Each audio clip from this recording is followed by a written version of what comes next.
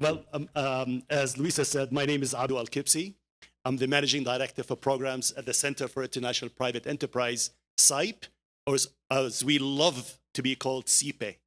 I'm the lucky person who oversees CIPE's programs all over the world, and more than 200 programs in over 100 countries.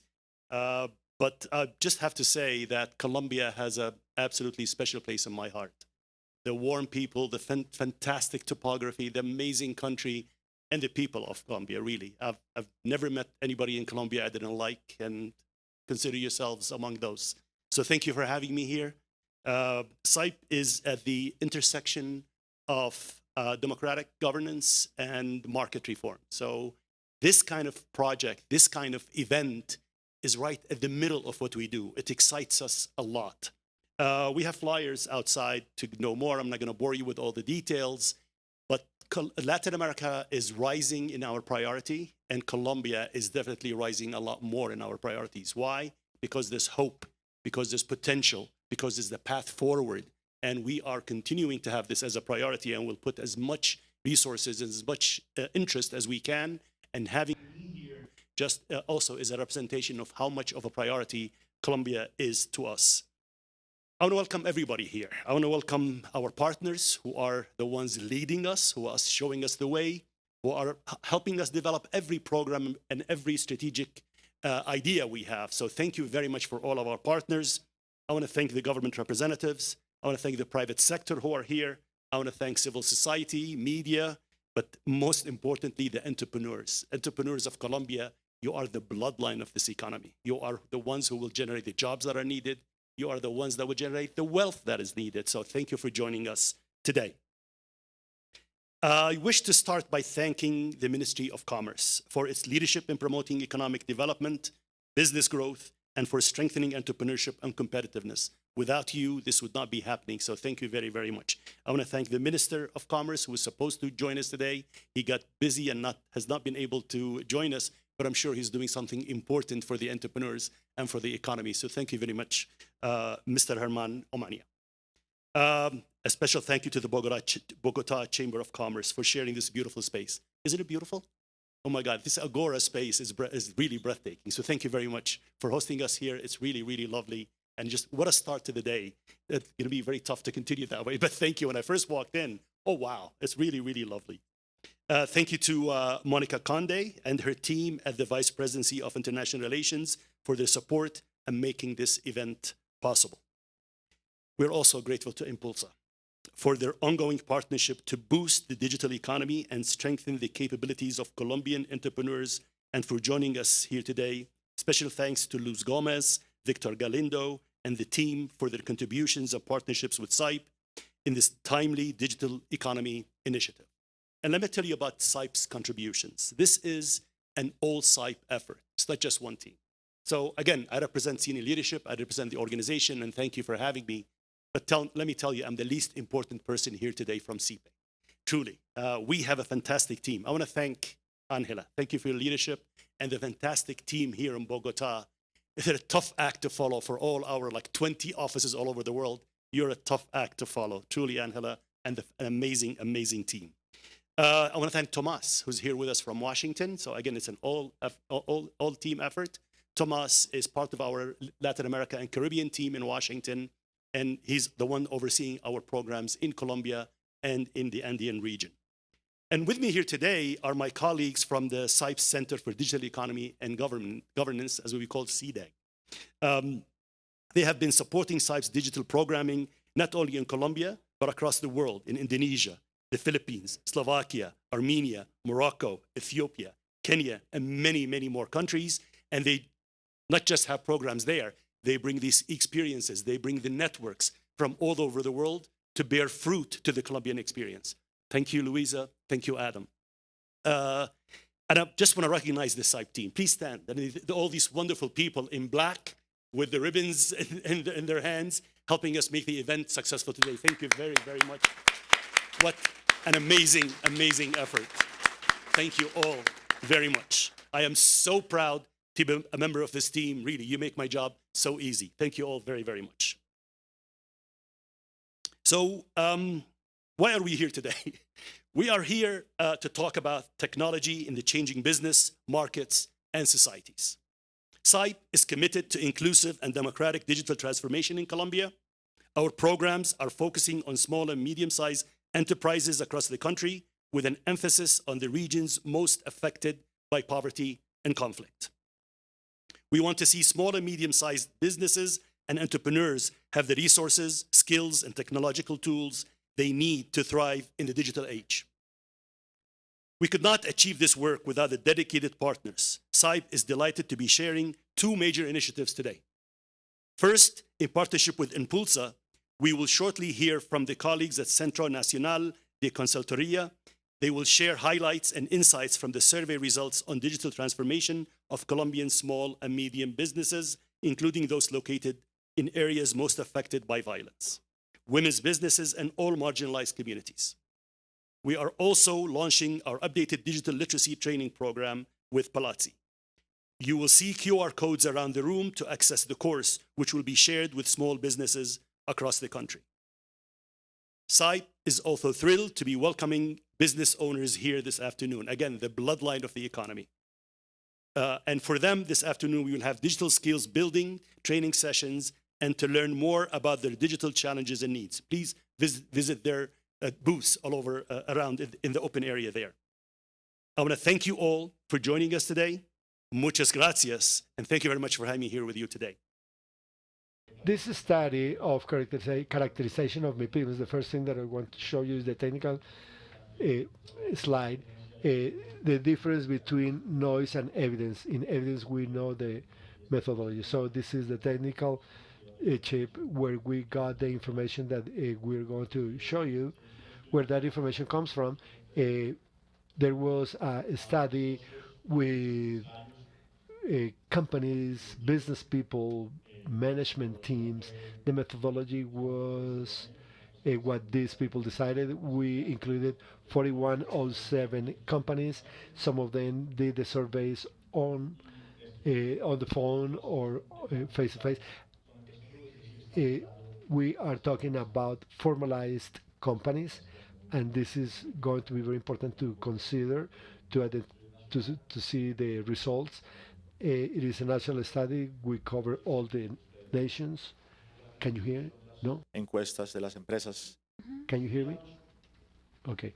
The studies, here we studied 51%, 67% are male, 9% is of these companies belong to a person from LGBTIQ plus, an average of employees 7.8,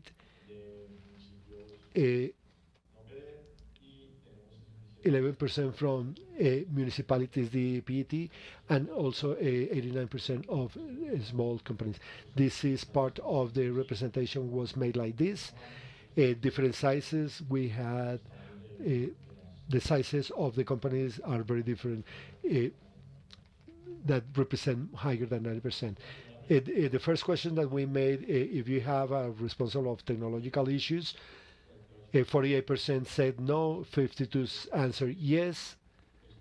This changed substantially in a survey that we had with this question in 2018, where 38% said yes and 62. So there is an important change that is happening in technology, and they need to have a person related to technology.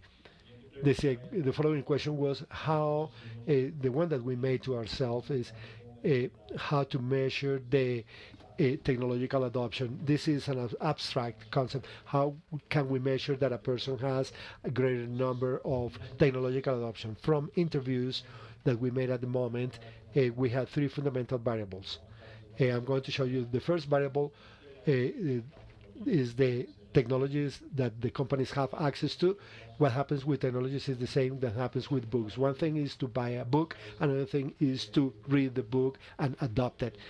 Then the second variable was that we considered was with companies if companies had implemented that technology fully or partially. So that was the second variable, and as it was mentioned before, that the technology is not an end, is not a goal, it's the means.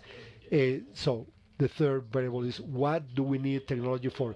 Every time that we have several variables, if we have three variables that we want to generate an indicator, we have to identify how to weight it. So what is the most important? But also some of you may think that the most important is the implementation. If it is the companies, the technologies that are completely implemented, and that should be the most important part in the measurement.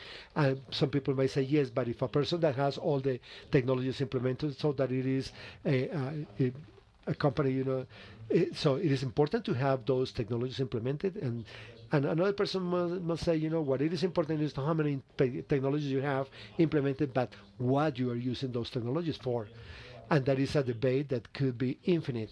So there is a methodology to solve this struggle, which of the three is the most important, how to weight one facing the other. Because all of us consider that more technology is more technological, more technology is more technological implementation. So to weight this, this includes all the data to choose that one that is the best. So we can have a debate, but then there is a company where nobody wins in any of the dimensions. This company had 44 technologies, 32 goals, and 4 implementations. So all the other companies were compared based on this company. And being in this company, generate this cube. It could be quite abstract, but this cube was generated, and we can reach the cube through the technologies and the edge of the cube through goals, technologies, or implementations. So, and our indicators goes from 0 to 1, where 0 is not to have goals, implementation, nor technologies, and 1 is to be in one of these phases of the cube, so we can go to 1 through any technology, and that assures that it is weighted in a better way for every company compared to this. So that allows us to have an indicator in the digital transformation that considers these 3 variables, and then we measure it. And then the average, if we turn that into an average, so the company, 24% is the average, and the companies in the property of men are in better shape than companies that are owned by women, and the companies with LGTB are a little above in 28%. With our PD and non-PD, there are no substantial differences. They are basically pretty much the same. So those are formal companies, and that balance is pretty much the same. That's what we get. So the big difference is the size of the company. So here we see the sizes of the companies. There is a small between the micro and the small, and between the small and the medium there is a substantial change. So there is an important challenge in public policies on how to move these micro companies or many companies to these appropriation levels of the mid-sized companies. Then when we see it by industry, we have the industry that it is more appropriated, and the commerce is the lowest, and service is mid-impact. This is one characterization that we have. Obviously, the questions that come up is what technologies are they talking about, what goals are they talking about, what implementations they're talking about. So here we face. The other thing that it is important is that where the digital information is implemented, where the technology is appropriated, companies that are making efforts to appropriate technology in the back, where the transformation has higher levels of digital transformation, companies that are appropriating the companies in the middle or in the front, which is the engagement with the client. This appropriation occurs with greater strength and greater levels, companies that are transforming themselves with their production more than the commercial area or the management area. And now we're going to talk about these technologies. Where the technologies that we're talking about, here we can see them, the list of technologies. The most used one is the mobile devices, and it is very common in micro, mini, and mid-sized companies. And here we see some technologies that are properly adopted, and this is changing. There are some that are companies, there are important differences in regards to the sizes. For example, the payroll systems 45% in mid-sized companies. Here we can see some big, some differences, and there are some technologies that are underused that are in red with very important differences due to the size of the companies. Also, it is important, the analytics use and ChatGPT that is being used. We're going to talk later about that. The other thing that once we acquire the technology, we start to develop the technology to what we have implemented. So this is not only, I place when you buy the book, but then you don't really, when you don't, for example, math, and you don't know math. So this is an example in the different implementation levels of every one of these technologies. Obviously, the electronic invoice. One company that wants it implements very well, 83%. 81% of electronic invoice was implemented. Those who have electronic invoice, they implemented very fast. That doesn't happen with all the technologies. There are some technologies that are very difficult to be implemented. For example, this one about informatic programs, analytics use. There are companies that are making effort, and there is one that was very interesting to me, this one about AI, because most of the technologies, the companies, the mid-sized companies, have great volumes of implementation, but in AI it happens the opposite. 45, 39, and 33. Obviously, this is a new technology. For the bigger companies, it has been more difficult. So those who have it more, to bring it, to incorporate it through all their processes. The second is, what is the reason or why these companies are using these technologies? What are their goals? The main goal is to speed up processes. The second one is to use the users, and the third one to reduce costs. Then we have a big list of objectives, and this has been very interesting because we know what it means to have a digital appropriation, what are the most important technologies, what is the roadmap. But obviously the question that came up for the entrepreneurs, as Abdul mentioned, was, if I had, what is the roadmap that I have to take? How do I transform my organization? So that is the effort that we try to do here. This is quite confusive. The circles represent technologies. You have this in your brochures. You can see it there to study in detail. Every circle represents a technology, and every line, every connection in this network represents a pre-requirement engagement. The way that I explain is, a person that has an Amazon account has a high probability the person has an email. We know that because Amazon asks for an email. So that means that the probability of having an email, if I have an Amazon account, is quite high.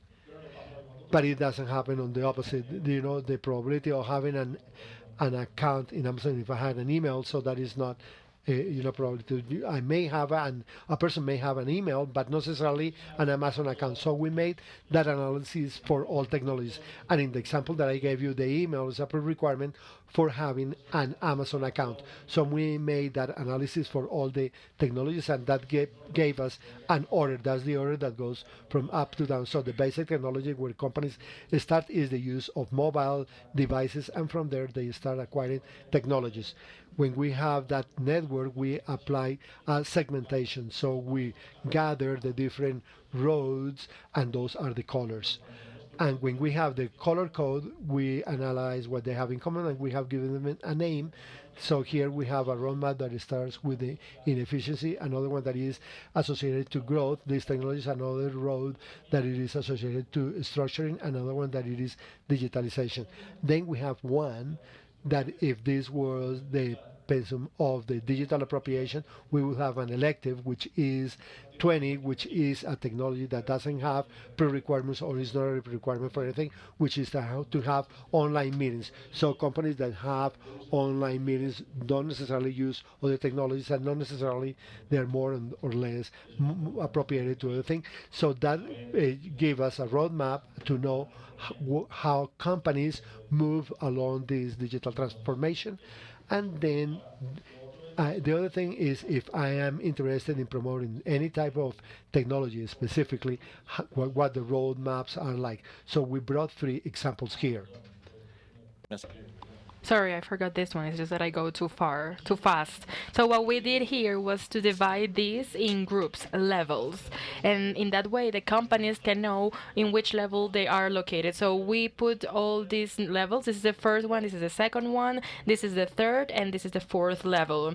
So the companies that have those technologies, that you see that have a high-level technology, and that allows us to segment the levels of appropriation to know which technologies are there and how they are increasing the levels of appropriation, and that allow us for you to know in which level each company is allocated according to the technologies. And it also allows us to create that characterization and where the companies are located and how are they divided. So here we are seeing more clearly that the main companies are above. It's the blue ones are the higher, it's a higher level. So men companies are more appropriate than women, LGBTQ plus more. And here we see differences between PDET and non-PDET, and in there we have some levels of technologies that are more advanced, micro companies or businesses, the small and big companies, and then we have it segmented by industries, and it allows us to know where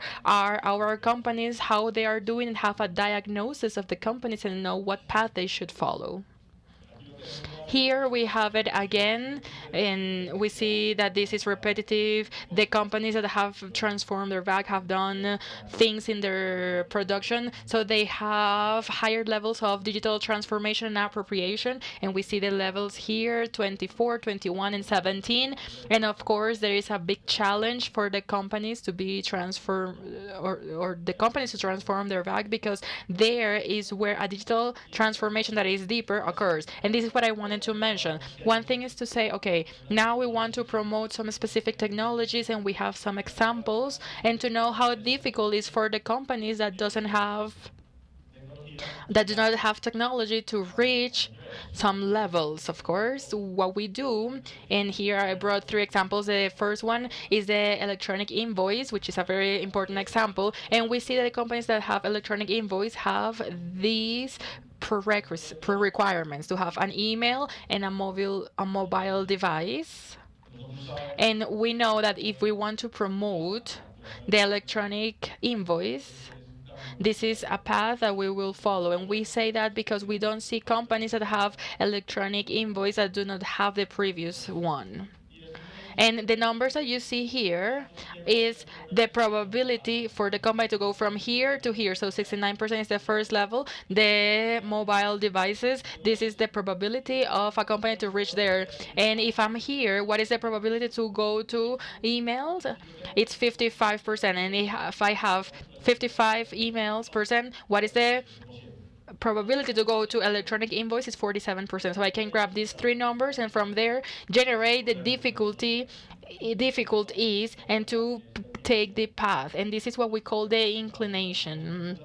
And it is multiplying these 3 numbers and get the inverse to have the number. But basically, it is this is something very small, so we flip it back to make it bigger. So that's the trick. So here we have an inclination of how difficult it is, and we can calculate for micro, small, and medium-sized companies, and we say, well, it's relatively easy to the medium-sized one to reach here. But that also allows us to compare technology. So we have the online government, and that has 4 requirements that are important. Mobile devices, as you saw it, it's always the base, and then it goes to the suppliers, payment system, online transactions, and then online government, and then we can see how difficult or not it is. And this is very nice because it's an artificial intelligence, because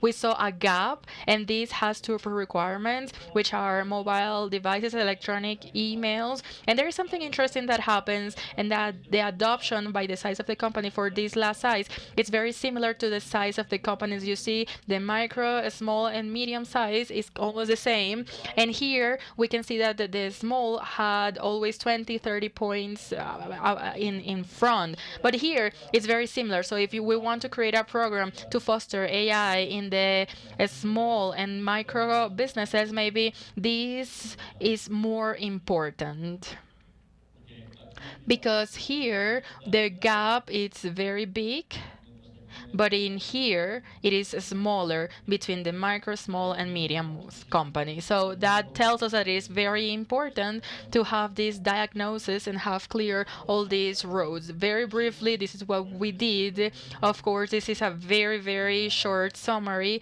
of very long study and important that we carried out. So here we have the conclusions. Very briefly, digital appropriation, and we have been repeating this entire morning. It is not only technology, we need to implement that technology, and it has a reason. It's not the final point, it's a medium to reach. The digital appropriation is different by the size of the company, where we see that there is a bigger difference, more than a region or the size of the owner of the company.